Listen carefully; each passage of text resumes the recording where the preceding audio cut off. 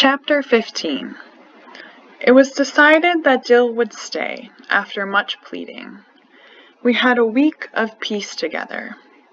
I minded Auntie, Jem had outgrown the treehouse, and Dill had a plan of putting lemon drops leading from Boo's house out, in order to make Boo come out of his house.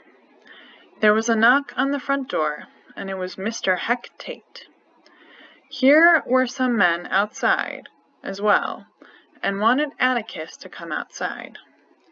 There were only two reasons why men in Maycomb stayed outside, and that was because there was a death or to talk politics. Atticus went outside, and we pressed our faces to the window to see and hear what was going on. We heard, "Movin' him to the county jail tomorrow," Mr. Tate was saying.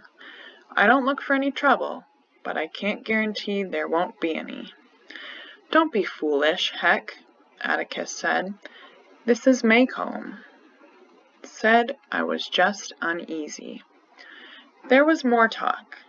Mr. Link Dees wanted to know if there was a chance that the trial could be held in another town for safety reasons. Mr. Dees is nervous about a crowd coming together when they're drunk and causing trouble for Tom. He continued, "Don't know why you touched it in the first place. You've got everything to lose from this, Atticus. I mean, everything." "Do you really think so? Link, that boy might go to the chair, but he's not going till the truth's told." Atticus's voice was even, "And you know what the truth is." There was a murmur from the group of men. In the crowd there were merchants, in-town farmers, Dr. Reynolds, and Mr. Avery. Jem yelled out nervously, "Atticus, the telephone's ringing," even though it wasn't. Atticus told him to answer the phone, and it made everyone in the group laugh. When Atticus came in, he went to his chair and picked up the paper to read. I walked home with Dill, and returned in time to overhear a conversation between Atticus and Auntie. I found Jem in his bedroom. "Have they been at it?" I asked. "Sort of. She won't let him alone about Tom Robinson. She almost said Atticus was disgracing the family. Scout. I'm scared." "Scared of what?" "Scared about Atticus. Somebody might hurt him." The next day was Sunday, and Tom Robinson had just been moved to the Maycomb jail. The Sunday was quiet. Atticus went to his office. Aunt Alexandra went for a 2-hour nap, and Jem, in his old age, went to his room with a stack of football magazines. So Dill and I went out to the pasture to kick around the football. After supper, Atticus did something that interested us. He came into the living room carrying a long extension cord. There was a light bulb at the end. "I'm going out for a while," he said. "You folks'll be in bed when I come back, so I'll say good night now." He put on his hat and went out the back door. We noticed that he took the car. One of our father's peculiarities was that he liked to walk, so taking the car was peculiar, or weird. Later on, I said good night to Auntie, and while I was in my room, I heard Jem rattling around in his room. I went in and asked him what he was doing. "I'm going downtown for a while." He was changing his pants. "Why, it's almost 10 o'clock, Jem. I'm going with you. If you say, 'No, you're not,' I'm going anyway. Here?" I dressed quickly, and Jem gave in with little grace. I said that Dill would probably want to come, so we stopped at Dill's window and Miss Rachel's. "What's up?" Dill said. "Jem's got the look-arounds." "I've just got this feeling," Jem said. just this feeling. We looked at Atticus's office, but it was dark inside. We decided to go up the street, thinking he was visiting with Mr. Underwood, editor and writer of the Maycomb Tribune.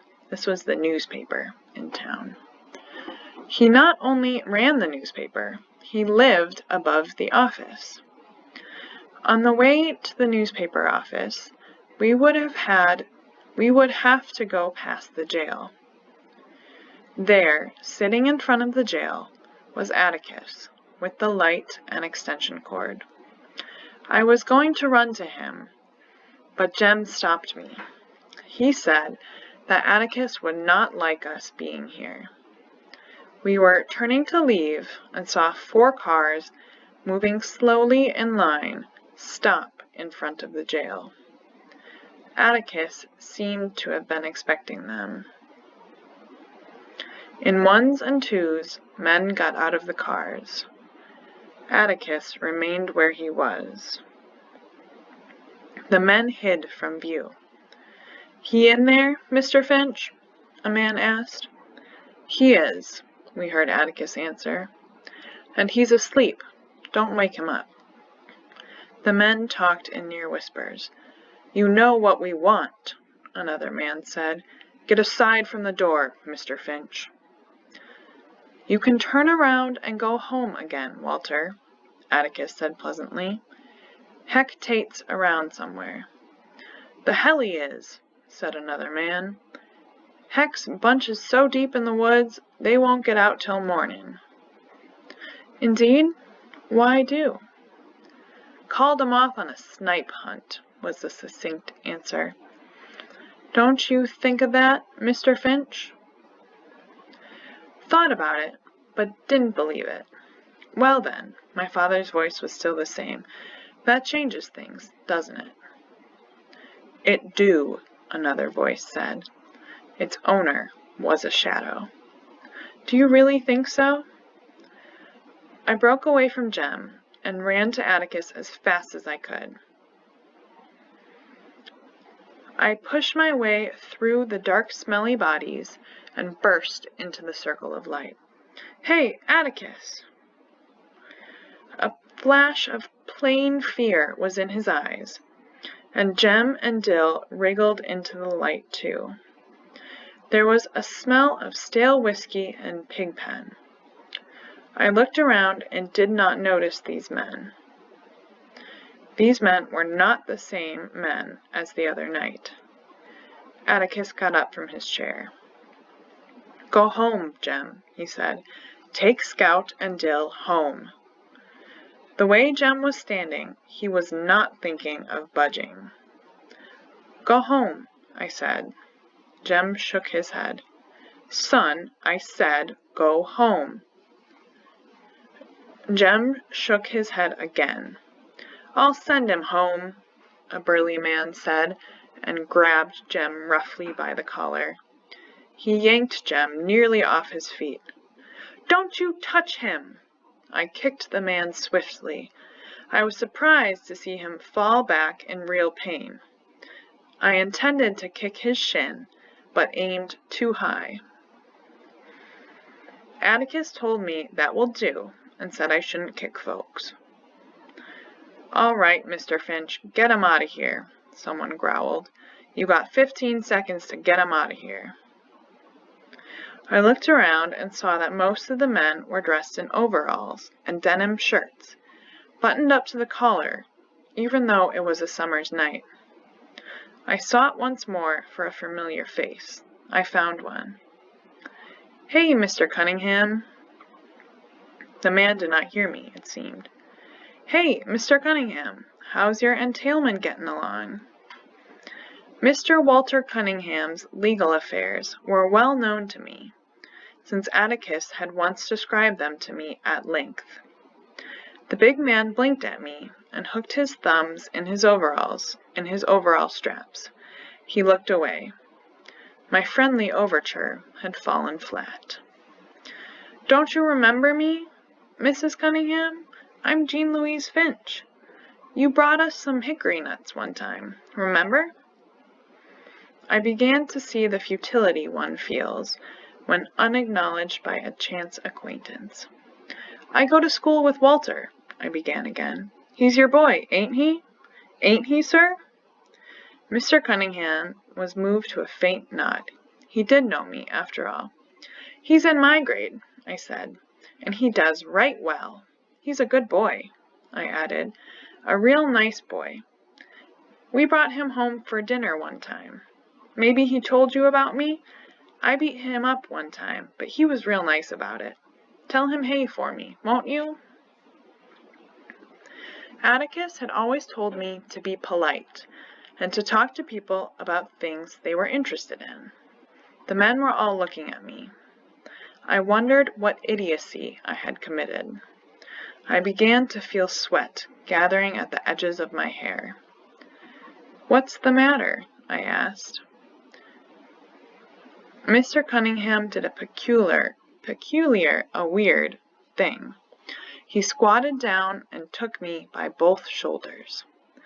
"I'll tell him you said hey, little lady," he said. Then he straightened up and waved a big paw. "Let's clear out," he called. "Let's get going, boys." The men shuffled back into their cars and were gone. I turned to Atticus. "Can we go home now?" He nodded. "Mr. Finch, they gone?" "They've gone," he said. "Get some sleep, Tom. They won't bother you any more." From a different direction, another voice cut crisply through the night. "You're damn tootin' they won't. Had you covered all the time, Atticus." Mr. Underwood and a double-barreled shotgun were leaning out the window. We started to walk home. Atticus and Jem were ahead of me and Dill. I thought Atticus would give Jem hell for not going home, but I was wrong. Atticus reached out and massaged Jem's hair, his one gesture of affection.